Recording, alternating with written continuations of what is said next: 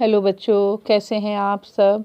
आशा करती हूँ आप सब अपने घरों में ईश्वर की दया से स्वस्थ, सुरक्षित और खुश होंगे और साथ ही पढ़ाई भी कर रहे होंगे। बच्चों, आज हम हिंदी व्याकरण में पाठ 15 अशुद्धि शोधन का अध्ययन करेंगे। हिंदी भाषा एक वैज्ञानिक भाषा है। इसमें हम जैसा बोलते हैं वैसा ही लिखते हैं।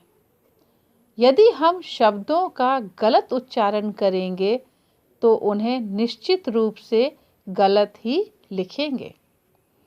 व्याकरण हमें शब्दों और वाक्यों के सही उच्चारण की जानकारी देता है, लेकिन कभी-कभी व्याकरण के नियमों की सही जानकारी न होने के कारण शब्दों और वाक्यों में अशुद्धियां आ जाती हैं।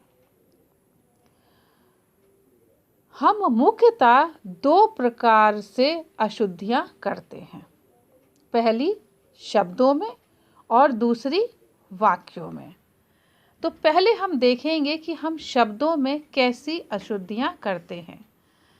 साधारणतः शब्दों में होने वाली अशुद्धियां इस प्रकार हैं। मैं थोड़े शब्द आपको बताऊंगी।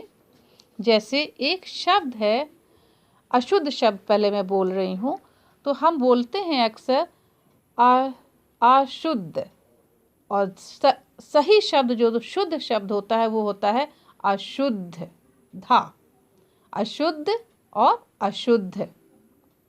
जैसे एक शब्द है धोखा, ये अशुद्ध शब्द है, और शुद्ध जो शब्द होगा वो होगा धोखा। खा आएगा बच्चों बाद में, धोखा और धोखा, ध्यान दीजिएगा। जैसे एक अशुद्ध शब्द है ज्ञान और सही है ज्ञान। और हम लोग क्या करते हैं गलतियां, कि जैसा हम बोलते हैं और वैसा ही हम लिख भी देते हैं। जैसे समय बोलेंगे समय, और लिख भी देते हैं समय, जबकि होता क्या है समय, और सही जो शुद्ध शब्द है वो है समय, या आना चाहिए समय। एक शब्द और मैं बता रही हूँ, जैसे झूठ टा, झूठ, और सही जो शुद्ध शब्द है वो है झूठ ठा।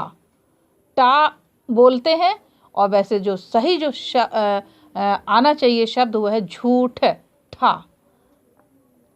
एक शब्द और है जैसे चालाक, और जबकि होता क्या है सही चालाक।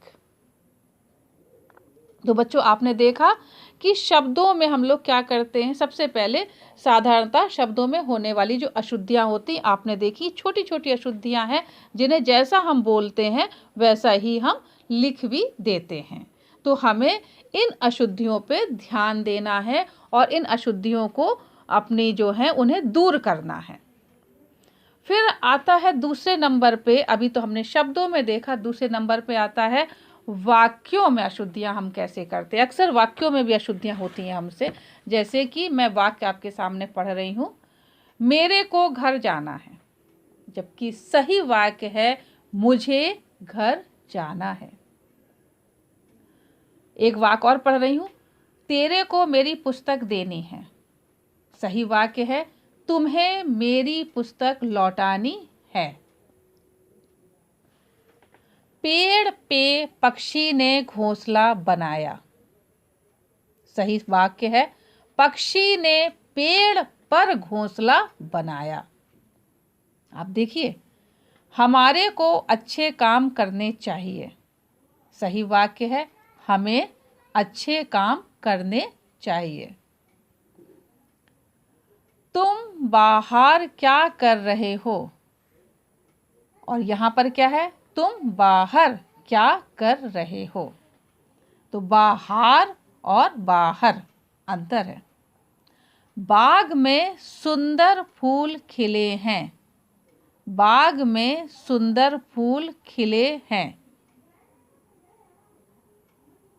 ठीक है। फिर है, हम लोग क्या बोल देते हैं बाग, घा बोल देते हैं बच्चों, जबकि होता क्या है बाग। तो बाघ, बाघ तो फिर एक जानवर हो जाएगा, और यहाँ पर बाग बगीचे से तात्पर्य है, तो बाघ नहीं होगा बच्चों, बल्कि क्या होगा, बाग, गा आएगा। बड़ों का सम्मान करो, जबकि क्या है, बड़ों का सम्मान करो। मेरा बाल धोना है, मुझे बाल धोने हैं। यहाँ पे मत लिखो, सही वाक्य है, यहाँ मत लिखिए। थूकना है मना यहाँ, सही सेंटेंस है, यहाँ थूकना मना है। बहुत भारी भीड़ लगी है, सही सेंटेंस है, भारी भीड़ जमा है। नाना जी आया है, तो सही वाक्य, नाना जी आए हैं।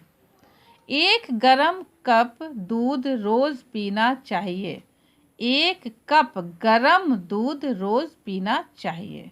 आपने ध्यान दिया ना, एक गरम कप नहीं, सही वाक्य क्या है, एक कप गरम। मेरे घर आइयो, मेरे घर आना। मेरे को तेरे को कुछ कहना है, मुझे तुझसे कुछ कहना है। दादाजी मध्यम मध्यम चलते हैं, सही वाक्य है, दादाजी धीरे धीरे चलते हैं। कहानी की किताब लानी है, कहानी की किताबें लानी है। मेरे पास मात्र केवल 10 रुपए हैं, मेरे पास मात्र 10 रुपए हैं। जब मात्र लगा रहे हैं तो केवल को लगाने की जरूरत नहीं है कि मेरे पास मात्र केवल 10 रुपए हैं। हम सीधे कह सकते हैं मेरे पास मात्र 10 रुपए हैं। आदमी को काट कर सेब खिलाओ, सही वाक्य है, सेब को काटकर आदमी को खिलाओ। दूध बिल्ली पी गई, सही वाक्य है, बिल्ली दूध पी गई। जैसा कि हमने देखा कि क्या होता है कि व्याकरण का भी ज्ञान ना होने के कारण हम लोगों के शब्द वाक्यों में गलतियां हो जाती हैं, अशुद्धियां हो जाती हैं। तो मैं बताना चाहती हूँ कि सही चीज़ क्या है कि जो वर्तनी होती है, जो हम लिखते हैं, उसका सीधा संबंध हमारे उच्चारण से होता है बच्चों। हिंदी में जो बोला जाता है वही लिखा भी जाता है। यदि उच्चारण अशुद्ध होगा तो हमारी वर्तनी भी अशुद्ध होगी। प्रायः हम क्या करते हैं, अपनी मातृभाषा या बोली के कारण तथा व्याकरण संबंधी ज्ञान की कमी के कारण उच्चारण में अशुद्धियां आ जाती हैं, और जिसके कारण हमारी वर्तनी में भी अशुद्धियां आ जाती हैं। जैसा कि हमने पढ़ा कि हिंदी भाषा एक वैज्ञानिक भाषा है, इसमें हम जैसा बोलते हैं वैसा ही लिखते हैं। यदि हम शब्दों को गलत उच्चारण करेंगे तो निश्चित है कि हम उसे गलत ही लिखेंगे। इसलिए हमें व्याकरण का सही ज्ञान होना जरूरी है और हमारा उच्चारण भी होना बहुत जरूरी है। तो बच्चों, इस पाठ में हमने देखा कि वर्तनी शुद्धि जो होती है वो भाषा को हमारे प्रभावशाली बनाती है और साथ साथ वाक्य शुद्ध एवं व्याकरण के नियमों के अनुसार होने चाहिए हमारे।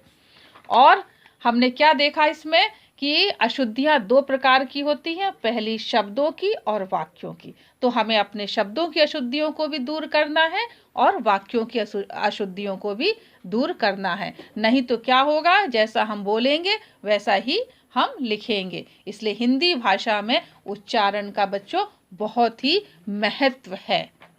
तो आशा करती हूँ कि आज का जो ये पाठ है आपको अच्छी तरीके से समझ में आ गया होगा। अशुद्धि शोधन, इस पाठ के जितने भी अभ्यास कार्य हैं वो आपको स्कूल वेबसाइट पे मिल जाएंगे। आप उसमें से अपनी कॉपी में लिखें और सीखें और अच्छे से उच्चारण करें और वाक्यों को अच्छी तरीके से आप सीखें कि हमारे बोलने में और हमारे लिखने में कहीं भी अशुद्धियां ना हो। ये इस बात का आप लोग ध्यान रखिएगा। ठीक है बच्चों, तो आशा करती हूँ आज का पाठ आपको समझ में आ गया होगा